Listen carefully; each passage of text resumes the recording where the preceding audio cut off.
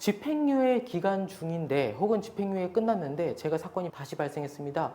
과연 제가 다시 집행유예를 받을 수 있을까요?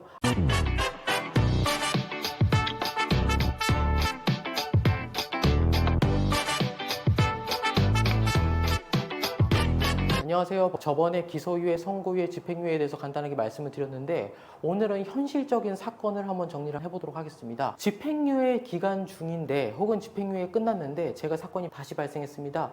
과연 제가 다시 집행유예를 받을 수 있을까요? 아니면 기존의 집행유예가 깨지는 상황이 발생하지 않을까요? 등등을 물어보는 경우들이 많이 있는데 아주 간단하게 한번 정리를 한번 해보도록 하겠습니다. 집행유예는 기본적으로 그냥 줄 2번만 그어주면 사실 사건이 마무리가 될 수 있습니다. 무슨 얘기냐면 자, A라는 범죄가 발생을 했고 이 A라는 범죄에 대해서 선고가 있습니다. 이때 징역, 예를 들겠습니다. 2년에 집유가 3년이 나왔다라고 한다면, 그리고 여기가 집유 3년이라는 이 기간이 도과된 시점이라고 이렇게 두 가지 줄을 그어 보겠습니다. 자, A라는 범죄는 이미 기본적으로 벌써 집유가를 받은 사건이에요. 그런데 이분이 또 문제를 발생을 시키는 거죠. 이제 B라는 범죄라는 게 생겼어요. 이 B범죄에 대해서 집행유예가 또다시 가능할지 여부를 판단하는 건데, B라는 범죄의 판결이 선고 직전 시점에 발생을 했었을 경우, 그 다음에 요 중간 집유기간 중이겠죠. 여기서 발생했을 때 집유기간이 도과되고 나서 발생했을 때 어떻게 되느냐를 좀 판단해 볼 건데, 사실 간단합니다. 사실 그냥 쉽게 얘기해서 이렇게 두 줄 그어 놓고요.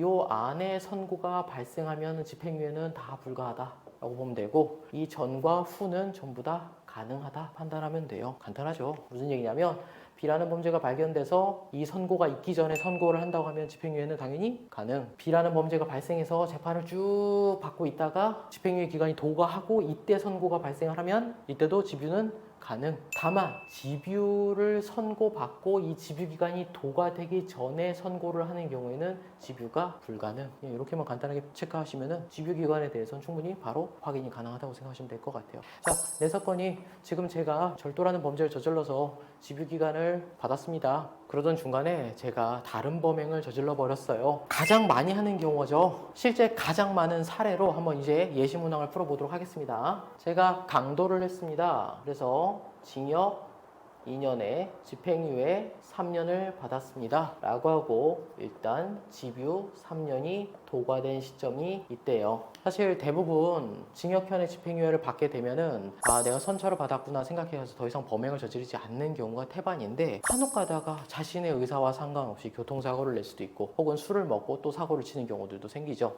그래서 이렇게 집행유예 기간을 한창 진행하고 있는 상황에서 갑자기 어떤 새로운 범행이 발생되는 경우가 있습니다. 이때 이 범행에 대해서 다시 집유가 가능하겠습니까? 를 물어볼 텐데, 이걸 보통 우리는 뭐 정확한 용어는 아닌데 쌍집유가 가능하겠습니까? 라고 물어보시는 의뢰인분들이 많으세요. 근데 이거 가능합니다. 언제 될 때? 이 범행 자체의 선고가 집행유예를 도과시키고 나서 선고가 되었을 때는 가능합니다. 그래서 많은 분들이 제가 이 범행에 대해서 다시 집행유예를 받으려면 어떻게 해야 될까요? 를 많이 물어보실 때 많은 변호사님들께서 지금 기존의 집행유예 기간을 갖다가 도과시켰을 때만 선고가 가능하니까 최대한 재판을 지연시키는 방향으로 사건을 진행해야 될 것 같습니다. 말씀드리는 이유가 이런 부분 때문에 그렇습니다. 그러니까 이 안에서 선고가 발생하면 아까 말씀드린 바와 같이 집행유예는 어떻게 된다? 불가하다. 따라서 기존에 있었던 집행유예 기간을 도과시키는 방식으로만 돼야지만이 집행유예가 가능하다라고 생각하시면 될 것 같습니다. 오늘은 집행유예 기간에 대해서 또다시 범행이 발생했을 때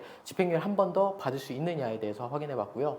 본인 스스로도 한번 확인해 보세요. 그냥 간단하게 두 줄만 그어놓고 이 사이에 선고가 있으면 안 되는 거고 그 이후에 되면 집행유예가 가능하구나, 이렇게 판단하시면 어떤 사안도 되게 쉽게 정리하실 수 있을 겁니다. 네, 오늘도 의뢰인들이 궁금해하는 내용에 대해서 한번 간단하게 정리를 해봤고요. 법률사무소 DK 김민수 변호사였습니다. 다음번에는 무범에 대해서 간단하게 한번 설명을 드려보도록 하겠습니다. 감사합니다.